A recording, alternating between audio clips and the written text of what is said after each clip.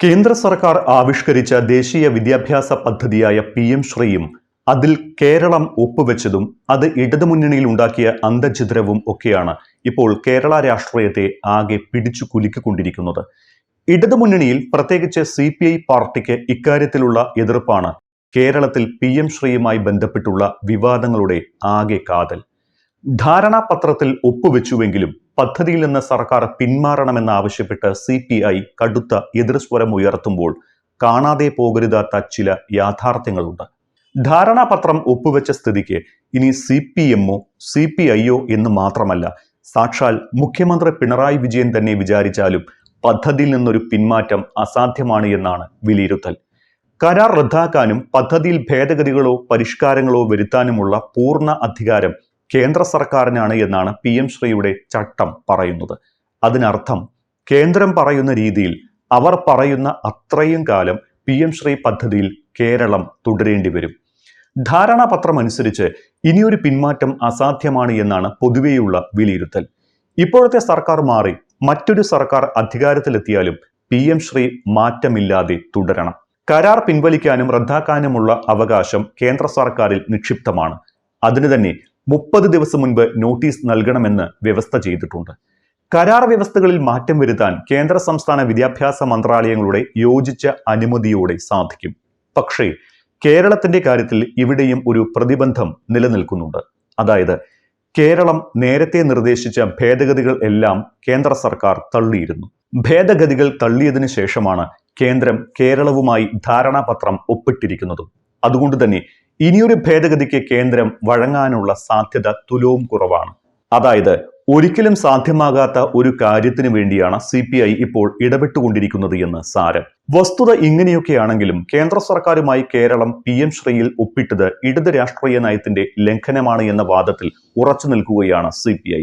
രാഷ്ട്രീയ നയത്തിന്റെ ലംഘനം എന്നതിനപ്പുറം മുന്നണിയുടെ കെട്ടുറപ്പിനെ ബാധിക്കുന്നതാണ് കരാറിൽ ഒപ്പുവെച്ച നടപടിയെന്നും CPI പറയുന്നു. ഇക്കാര്യങ്ങളെല്ലാം കഴിഞ്ഞ ദിവസം CPI ആസ്ഥാനത്തെത്തിയ മന്ത്രി V ശിവൻകുട്ടിയെ CPI സംസ്ഥാന സെക്രട്ടറി ബിനോയ് വിശ്വം ധരിപ്പിച്ചിട്ടുമുണ്ട്. BJPയുടെ രാഷ്ട്രീയ അജണ്ടയായ ദേശീയ വിദ്യാഭ്യാസ നയം നടപ്പാക്കില്ല എന്നത് നേരത്തെ മുന്നണിയെടുത്ത തീരുമാനമായിരുന്നു. CPM-ഉം ഇക്കാര്യത്തിൽ പദ്ധതി നടപ്പാക്കാനാകില്ല എന്ന അഭിപ്രായത്തിലായിരുന്നു. എന്നാൽ പൊടുന്നനെ CPM-ലുണ്ടായ മാറ്റം എന്താണ് എന്നാണ് CPI-യും ആലോചിക്കുന്നത്. പദ്ധതിയോടുള്ള എതിർപ്പ് നിലനിൽക്കെ കരാറിൽ ഏർപ്പെട്ടത് ഇടത് രാഷ്ട്രീയ നയത്തിന്റെ ലംഘനമാണ് എന്നതിനൊപ്പം മന്ത്രിസഭ 2 വട്ടം ചർച്ച ചെയ്ത ശേഷം മാറ്റിവെച്ച വിഷയം വീണ്ടും മന്ത്രിസഭയുടെ മുൻപാകെ വരാതെ ഒപ്പിട്ടത് നടപടിക്രമങ്ങളുടെ ലംഘനമാണ് എന്നുകൂടി ഇന്നലെ ശിവൻകുട്ടിയെ ബിനോയ് വിശ്വം അറിയിച്ചിട്ടുണ്ട്. കരാർ ഒപ്പിട്ടതും CPI-യുടെ തർക്കവുമായി ബന്ധപ്പെട്ട വിഷയങ്ങളിലൊന്നും CPM ജനറൽ സെക്രട്ടറി MA ബേബിക്ക് പ്രത്യേകിച്ച് പ്രതികരണം ഒന്നുമില്ല.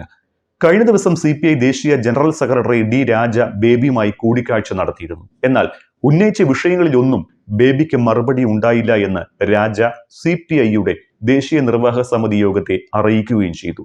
കേരളത്തിൽ ഇപ്പോൾ നടന്നുകൊണ്ടിരിക്കുന്ന വിവാദങ്ങളിലൊന്നും പാർട്ടി പോളിറ്റ് ബ്യൂറോയ്ക്ക് ഒരു പങ്കുമില്ലെന്ന് പറയാതെ പറഞ്ഞ് കൈയൊഴിയുകയാണ് MA ബേബി ചെയ്തിരിക്കുന്നത്.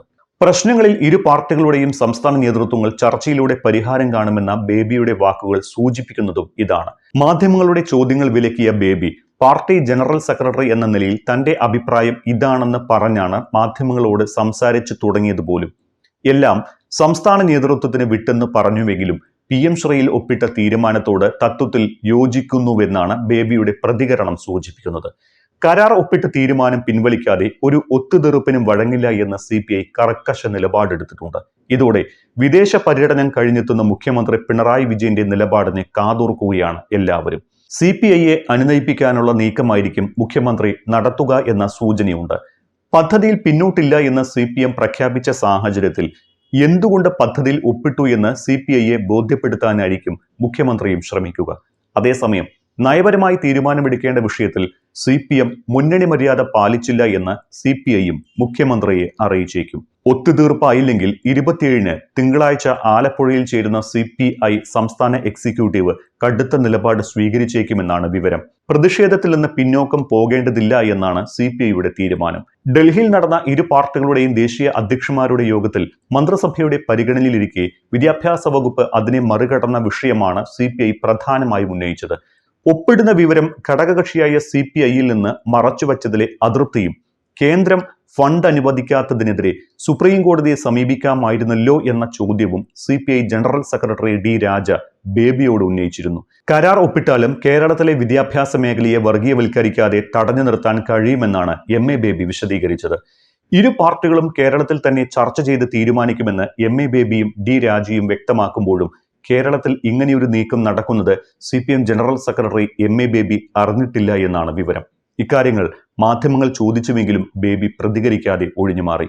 PM ശ്രീ സംബന്ധിച്ച വിവാദങ്ങൾ മുന്നണി ചർച്ച ചെയ്ത് പരിഹരിക്കുമെന്ന് LDF കൺവീനർ TP രാമകൃഷ്ണനും വ്യക്തമാക്കിയിട്ടുണ്ട്. CPI ഉയർത്തിയ വിഷയങ്ങളും ഒപ്പുവെച്ച ധാരണയിലെ വ്യവസ്ഥകളും പരിശോധിക്കുമെന്നും അദ്ദേഹം പറഞ്ഞുവെങ്കിലും ഇടതുമുന്നണി യോഗം ചേരുന്ന തീയതി തീരുമാനിച്ചിട്ടില്ല.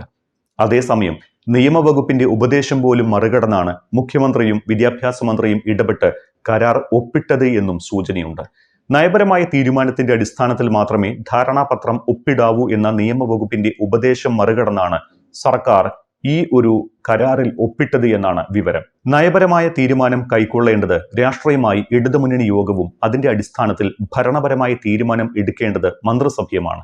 ഈ രണ്ട് തലത്തിലും അംഗീകരിക്കാതെ ഏകപക്ഷീയമായി മുഖ്യമന്ത്രിയുടെ നിർദ്ദേശപ്രകാരം ധാരണാപത്രം ഒപ്പിടുകയായിരുന്നുവെന്നാണ് മന്ത്രിസഭാ രേഖകൾ തെളിയിക്കുന്നത്.